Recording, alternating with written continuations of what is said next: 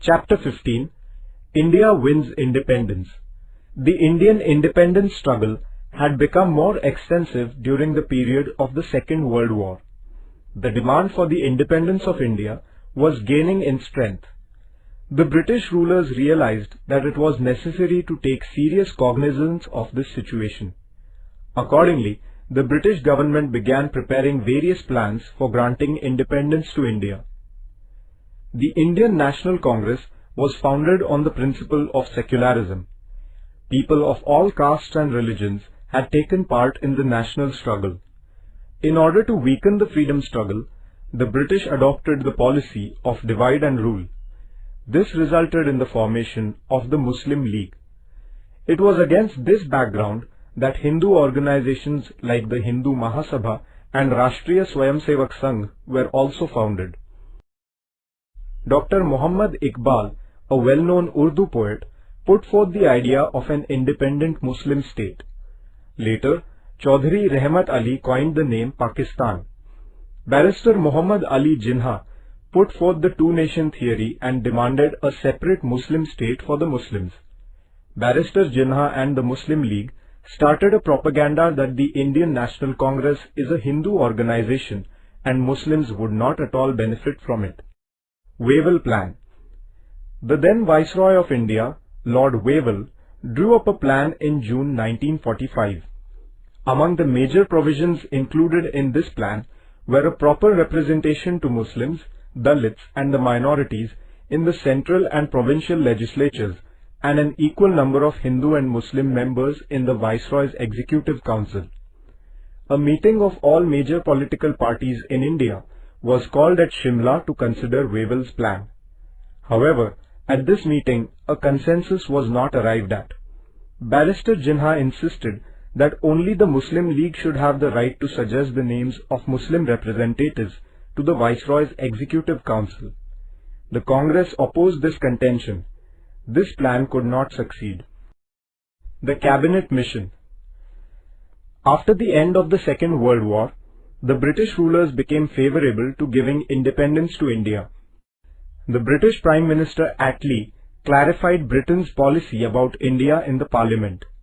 According to it, the right of the Indians to make their own constitution was recognized. It was made clear that the issues about minorities would not come in the way of India's independence. The Prime Minister also announced that a delegation of British ministers was being sent to India to negotiate with the Indians. The Cabinet Mission, consisting of Pethick Lawrence, Stafford Cripps and A.V. Alexander, who were all British ministers, arrived in India in March 1946. They put England's plan about India before the Indian leaders. This plan is known as the Cabinet Mission Plan. It was proposed to establish a Federation of India comprising the provinces under the British government and the princely states. The Indians would themselves prepare the constitution of the Federation. Till the drafting of the constitution, India would be ruled by the interim government in consultation with the Viceroy. Some of the provisions in the plan were not acceptable to the Congress. Similarly, as there was no provision for the creation of an independent Muslim state, the Muslim League was also dissatisfied. Thus, the Cabinet Mission Plan was not accepted in its entirety. The Direct Action Day. In accordance with the Cabinet Mission Plan, elections were held for establishing a Constituent Assembly in which the Congress secured an overwhelming majority. The Muslim League refused to join the Constituent Assembly. The League strongly demanded the partition of India.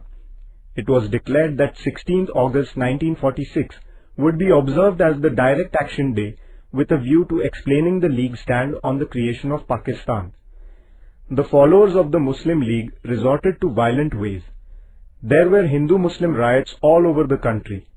There were massacres in the Noakhali region in the province of Bengal.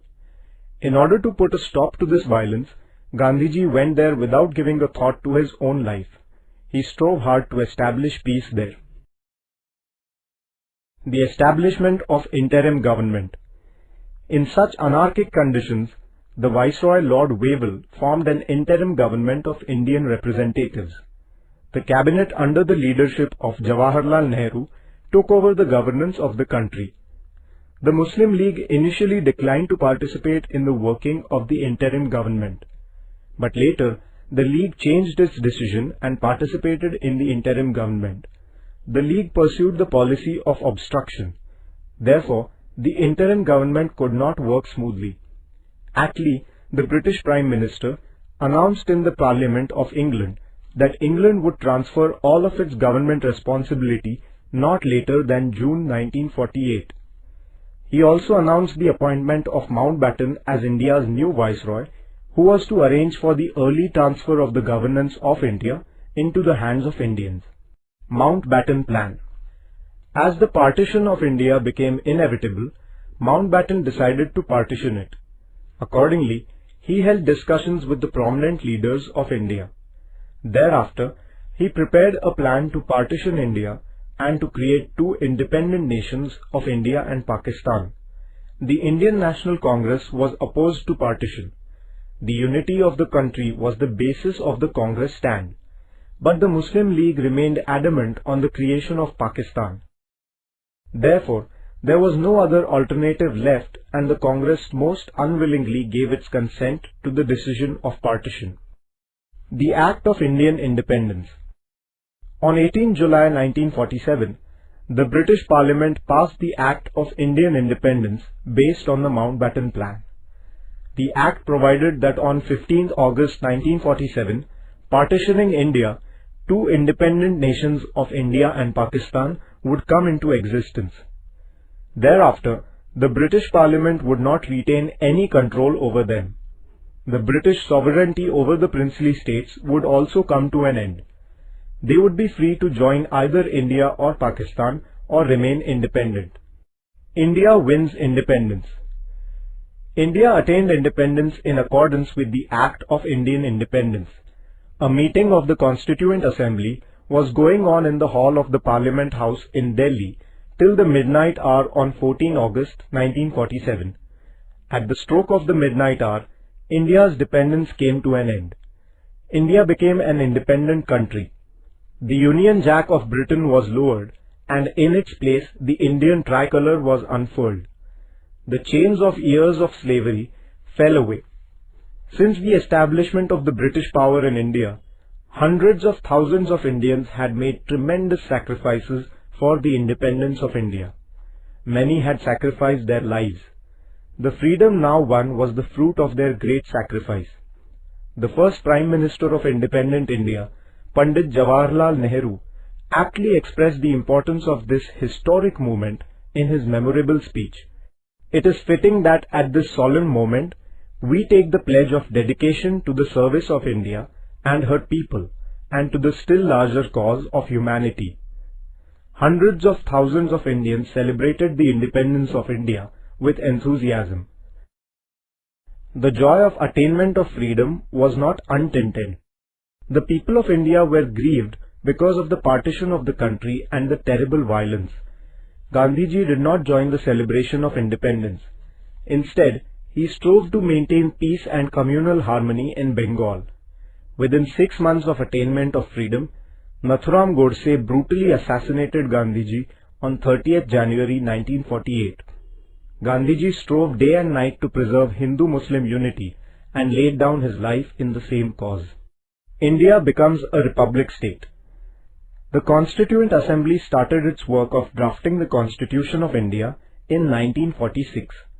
The Constituent Assembly included a number of honorable members such as Dr. Rajendra Prasad, Pandit Jawaharlal Nehru, Dr. Babasaheb Ambedkar, Sardar Vallabhbhai Patel, Maulana Abul Kalam Azad, Sarojini Naidu, J.B. Kripalani, Rajkumari Amrit Kaur, Durgabai Deshmukh and Hansaben Mehta.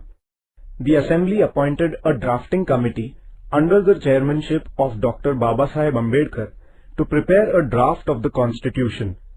The Constitution of Independent India came into force on 26 January 1950. Dr. Babasaheb Ambedkar is the architect of the Constitution of India. Indians had kept their firm belief in the values of liberty, equality, fraternity and democracy close to their heart in their struggle against the British imperialism. Our Constitution is based on these very values.